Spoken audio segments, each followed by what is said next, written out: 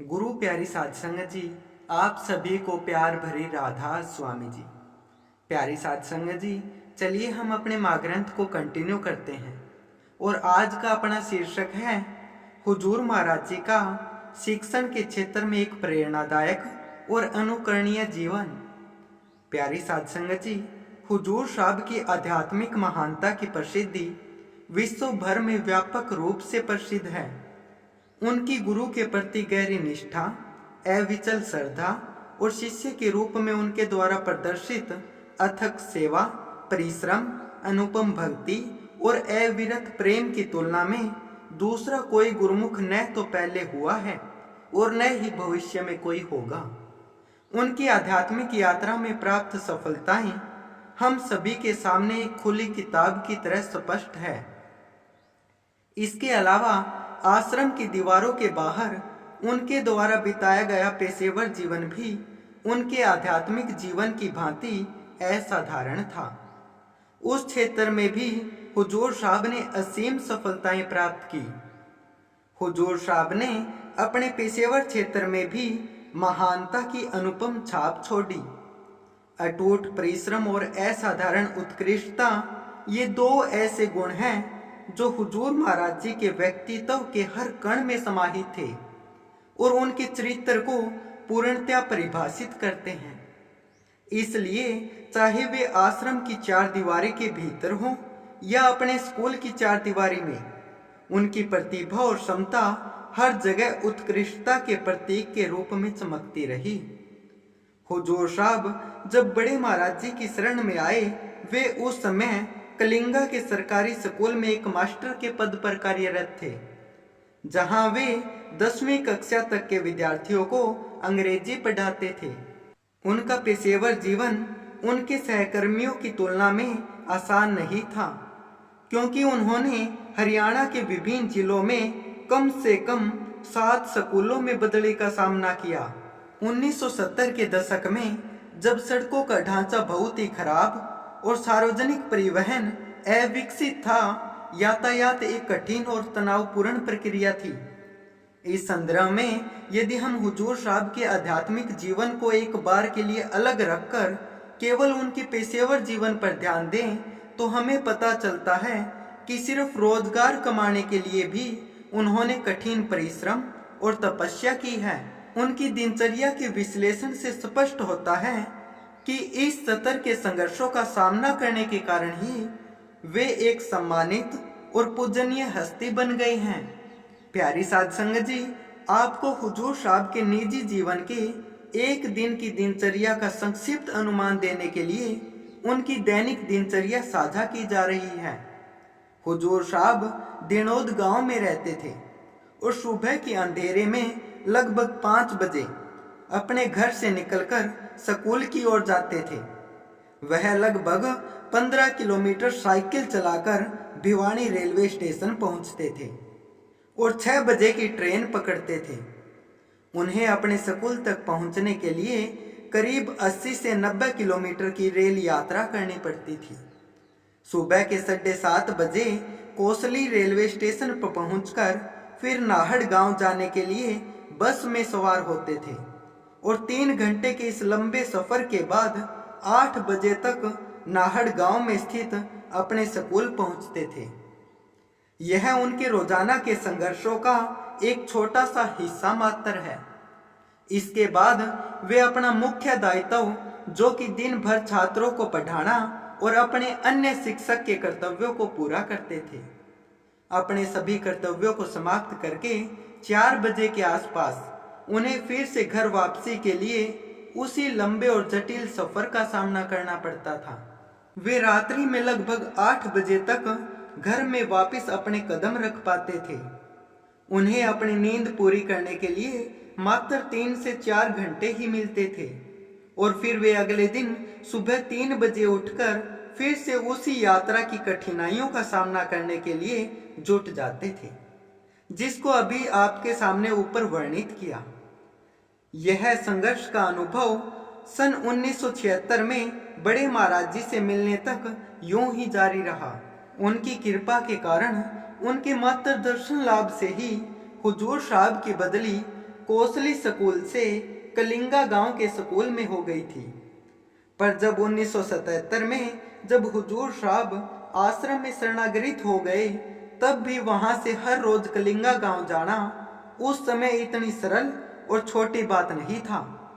जरा सोचिए, रोजाना ब्रह्म मुहूर्त में लगभग 4 घंटे गुरु सेवा में बिताने के बाद सुबह 6 बजे ही आश्रम से स्कूल के लिए निकल जाने के लिए हुजूर साहब के हृदय में किस स्तर की प्रतिबद्धता मौजूद थी।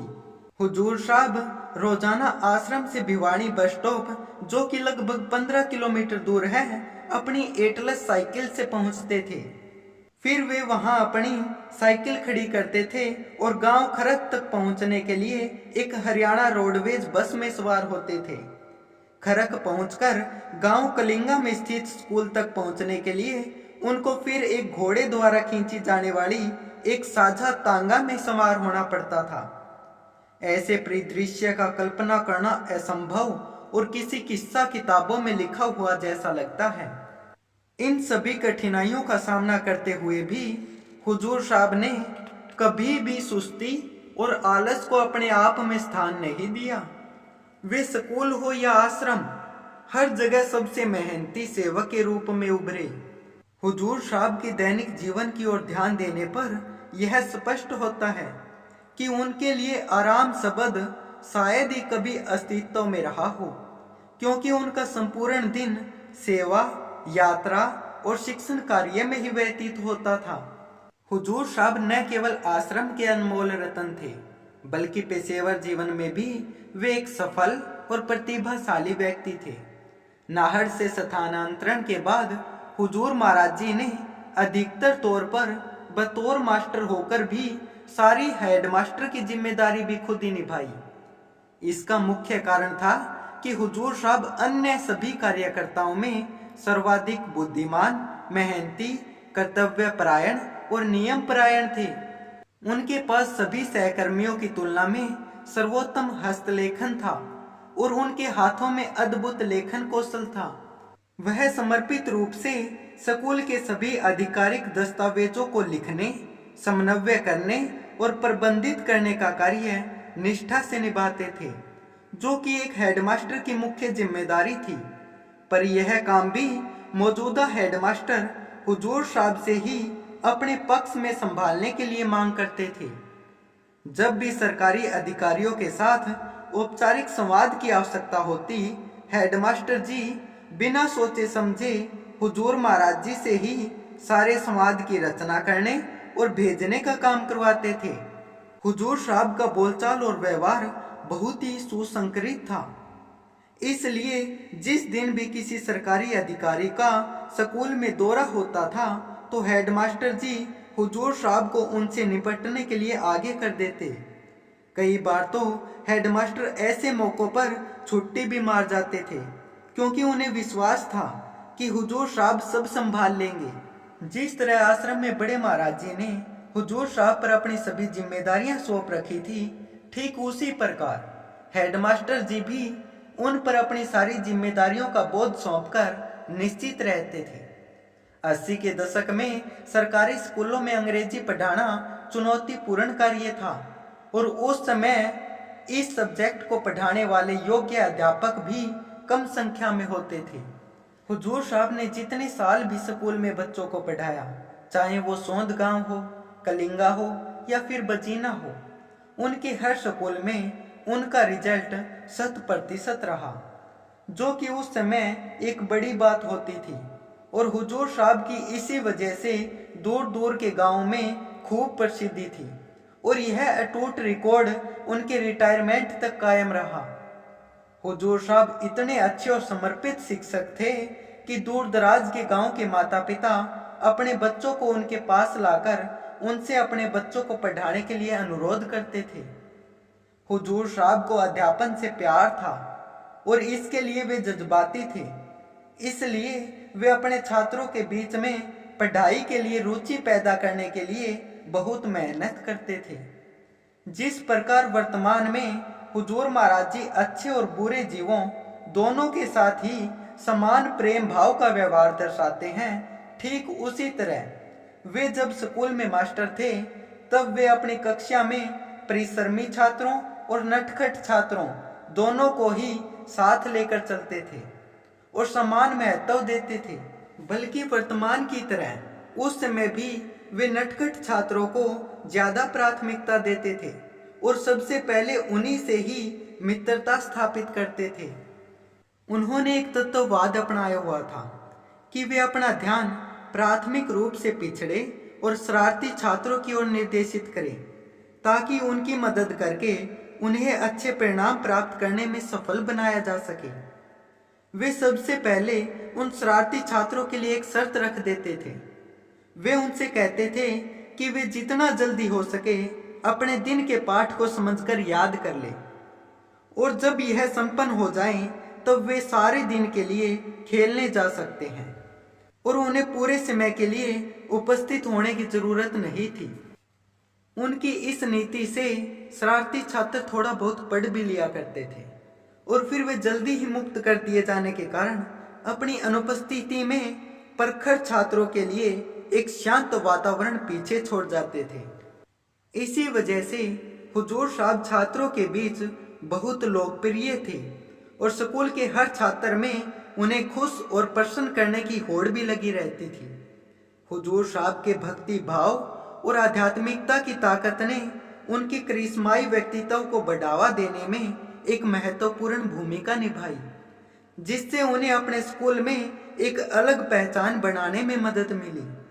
उनके भजन सिमरन से उत्पन्न ऊर्जा ने उन्हें एक अथक सेवक और कार्यकर्ता बना दिया था। हुजूर साहब के स्कूल में साथ काम करने वाले उनकी कर्मठता को देखकर कभी यह फर्क नहीं बता पाते थे कि हुजूर साहब दो दिन तक बिना सोए सत्संग में अपनी सेवा संपन्न करके सत्संग से सीधे स्कूल में आ गए हैं। बल्कि कई बार ऐसे मौके आए जब उनके अन्य साथी अध्यापक सरकारी नौकरी के चलते स्कूल की तफरी में आराम फरमाते थे। इसके ठीक विपरीत हुजूर साहब खाली समय में भी स्कूल में हमेशा किसी न किसी सेवा में जुटे रहते थे। इसी वजह से वे अपने पेशेवर क्षेत्र में भी एक प्रेरणा स्रोत बनी। एक बार संयोगवश बड़े महाराज जी ने कलिंगा गांव में सत्संग फरमाया और उस दौरान हुजूर साहब भी कलिंग गांव के स्कूल में ही तैनात थे। सत्संग समाप्त होने के उपरांत बड़े महाराज जी ने हुजूर महाराज जी से कहा, चल मास्टर, आज तेरा स्कूल देख कर आएंगे। फिर बड़े महाराज जी हुजूर साहब और साथ आए अन्य सेवादार हुजूर साहब के स्कूल जा पहुंचे। वहां हुजूर साहब के अलावा लगभग 40 अध्यापक काम करते थे। बड़े महाराज जी ने बड़े चाव से स्कूल का दौरा किया और सभी कर्मचारियों को अपने दिव्य दर्शन और आशीर्वाद दिया। स्कूल के संपूर्ण स्टाफ से मिलने के बाद जब बड़े महाराज जी वापस गाड़ी में आकर बैठे तो सबसे बोले, आज मैंने स्कूल में सबसे मुलाकात की, पर 40 लोगों में से असली मास्टर तो हमारा ही है, बाकी सभी तो मुझे बस यूं ही काम चलाऊ लगे। संत जाने जान होते हैं। बड़े महाराज जी ने एक झलक में ही देखकर बता दिया था कि इतने बड़े स्कूल में हुजूर साहब सबसे उच्च कोटि के अध्यापक हैं। हुजूर साहब अपने पेशेवर जीवन में इतने मेहनती थे कि लोग उनकी प्रशंसा और बढ़ाई करने के लिए अपने आप मजबूर हो जाते थे। एक बार की बात है, हुजूर साहब अपने निजी काम से आश्रम से बाहर गए हुए थे। उनकी अनुपस्थिति में उन्हीं के स्कूल के एक सहयोगी शिक्षक बड़े महाराज जी के दर्शनों के लिए आश्रम आ गए। बड़े महाराज जी उस समय संगत को दर्शन दे रहे थे। वह सभी संगत के आगे जाकर बड़े महाराज जी के पास गए और बोले, महाराज जी, मैं उसी स्कूल में पढ़ाता हूँ जिसमें आपके शिष्य मास्टर कंवर जी भी पढ़ाते हैं। आपसे बस एक बात साझा करनी थी जो मैंने उनके साथ रहकर महसूस की है। आप तो इस जग में अवतारी पुरुष तो थे ही, पर आपने चेला भी अपने जैसा ही ढूंढ लिया है। आपका चेला आपसे 20 ही निकलेगा, 19 नहीं। इतनी बड़ी बात सुनकर संगत अचंभित हो गई। बड़े महाराज जी का चेहरा यह बात सुनकर उस गर्वित पिता की भांति खिल उठा जिसका पुत्र अभी अभी कोई उपलब्धि हासिल कर चुका हो। तभी तो महापुरुषों ने फरमाया है कि विशेष रूहों को तो केवल संत ही पहचान सकते हैं। पर हुजूर साहब आंतरिक रूप से इतने प्रकाशित थे कि जो भी सामान्य व्यक्ति उनका संग कर लेता उसे भी यह अनुभव हो जाता कि हुजूर साहब उनके जैसे कोई साधारण व्यक्ति नहीं है। एक अन्य अवसर पर कलिंग स्कूल में हुजूर साहब की सहकर्मी अध्यापिका का आश्रम में आना हुआ। बड़े महाराज जी से मिलने पर वह अपनी उत्सुकता को काबू में नहीं रख पाई और उन्होंने बड़े महाराज जी के साथ अपना एक अत्यंत विचित्र विचार साझा किया।